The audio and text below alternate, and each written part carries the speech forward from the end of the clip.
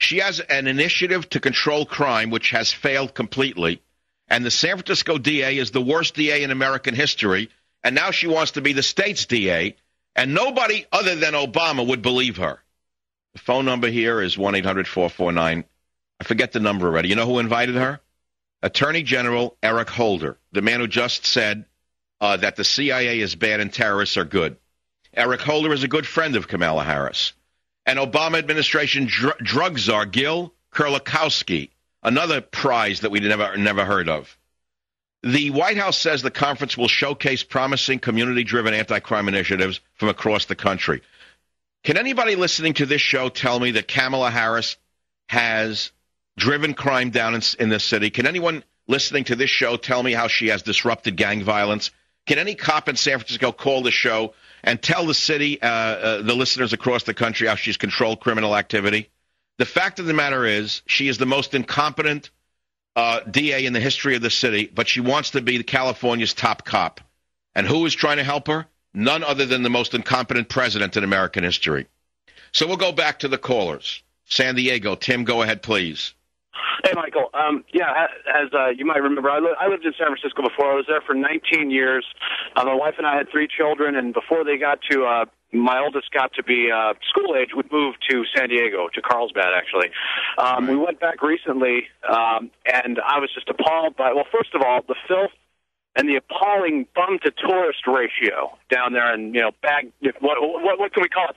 Bedroll by the bay, Mike. That's what I call it, bedroll by the bay. Well, bedroll by the bay. I thank you for the call. Santa Maria, Andy, you're next up. Go ahead, please.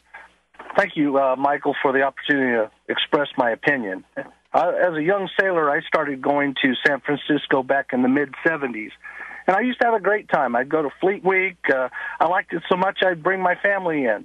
And over the years, all my family from the Midwest would come and visit the city, and I'd be the tour guide, and I tell them not to come anymore. It smells like urine all the time. I don't think your sweeper idea will work because you need bleach to get rid of that smell. The sweeping is just going to move it around. It isn't going to get rid of the stench. It's sad to hear this, but it's true, and we may as well let it all hang out. San Diego, David, San Francisco's the topic. Go ahead, please. Mr. Savage, an honor to finally speak with you. I just wanted to express one thing, a couple of things, but really quick. I'm an African-American. I grew up in South Central Los Angeles in the 80s, so I've seen gang violence, and I'm a conservative. I'm very conservative in my views, thanks to you, by the way. You better not tell anybody that, David. It makes me even more hated by the liberal politicians. Let me tell you, that indeed is what I'm calling about. When I went to San Francisco, I went to a place called Ann's Restaurant, or in Beverly Hills called Crustacean. I was with my wife. We're celebrating our 1-year anniversary of our marriage. She's giving me a Movado watch she bought for me, whatever the gift was. And I'm looking over, and she's giving it to me. The waitress was of the sweet type, and you had 4 other guys who were, of course, of that agenda up there. They made a mockery of the fact that it was our 1-year anniversary of marriage. Now, mind you, they're blowing kisses and being very, very just overly, aggressive with the situation. And wait! You were mocked in a restaurant at an anniversary? On my wedding anniversary at Ann's Restaurant, where you're going to come out about $200, $300 if you're going to eat a decent meal. And that's sad. Very sad. Very sad. I thought it was a tolerant city that respected all lifestyles. No, they don't. They don't respect all lifestyles, and liberalism is really sad when you can see that. Me as an African-American, I grew up in South Central Los Angeles. I do fairly well for me and my wife. We do quite well. And I'm a black American. And when you express a conservative view, you're looked at as like, whoa, you must have lost all your ethnic or historical background. And it's sad that liberals do that. And I was one of the Yes, that's because you're no longer a useful tool of the Marxist agenda. And you're right about that. And I just like to say, yeah, but you don't have too many friends, I can guarantee you. I can tell you you're probably a man alone. Well, I have some friends, and I express my views, and I can tell you one last thing, Mr. Savage. One thing about this presidency, and I've learned this from you when you told me that McCain was throwing the election, and it opened my eyes. The presidency is not a man position. I think that the people who are in power will not allow that to be won by a popularity contest. That is an institution in which they use to fool the American people and the public, and this country is going to do what it's going to do regardless. Well, right. How much further do you have to go than they take this incompetent moron Bernanke and give him another term? What has this moron actually done of any value? Has this moron saved the economy? Why would Obama have given him another appointment? Because he's a front man. He's a stooge. And do you know that for the first time in history, a union boss has been made the head of a Federal Reserve in New York City? Did you know that happened yesterday? Obama did that. He took the head of the AFL-CIO in New York and put him onto the New York Federal Reserve. What does that tell you? It tells me that this country is bought, sold, and lock, stock, and barrel. And Mr. Savage, well, you see, the problem is this. We have been through this before. There's been corruption on this level before. The problem is we did not have as many illegal immigrants. We did not have a compliant press. We did not have as many foreign interests controlling our currency as we do now. And therefore, the prognosis is worse than it was then for recovery. But hold on, David.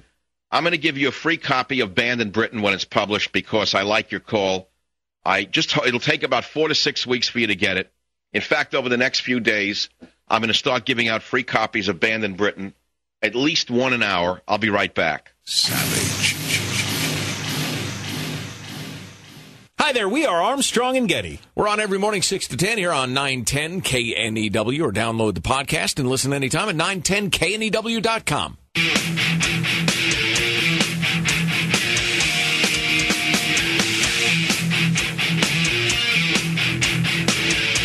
Savage Nation. A lot of other stuff happened today. As you know, MSNBC works for the enemy. It's clear that they've taken the side of the enemy. They're anti-family, anti-American all day. And they actually interviewed the most incompetent Secretary of State in history, Madeleine Halfbright, who you know legitimized the North Korean dictator Kim Jong-il.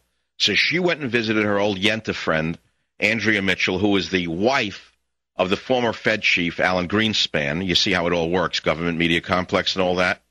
So she calls up her old girlfriend, Andrea Mitchell, who for some reason, she rankles me more than anybody in the media. There's something about her that is this pseudo-breeziness, New York sophisticated, pseudo-sophisticated voice that gets to me.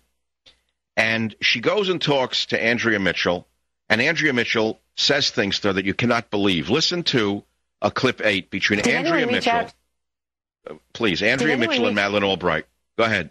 Did anyone reach out to you, or were you carrying any messages in any way? Did you have any contacts at all? Because you had been to Pyongyang, and you're somewhat of a hero there, having gone in 2000 and warmed up relations before the Bush administration changed direction. Well, I don't know if hero, but I certainly was there at a very interesting time for good meetings. No, this was not the kind of a occasion where this kind of a meeting would have taken place. The North Korean delegation, in fact, left just after they saw President Lee, and so we had no contact with them, and I was not carrying any messages.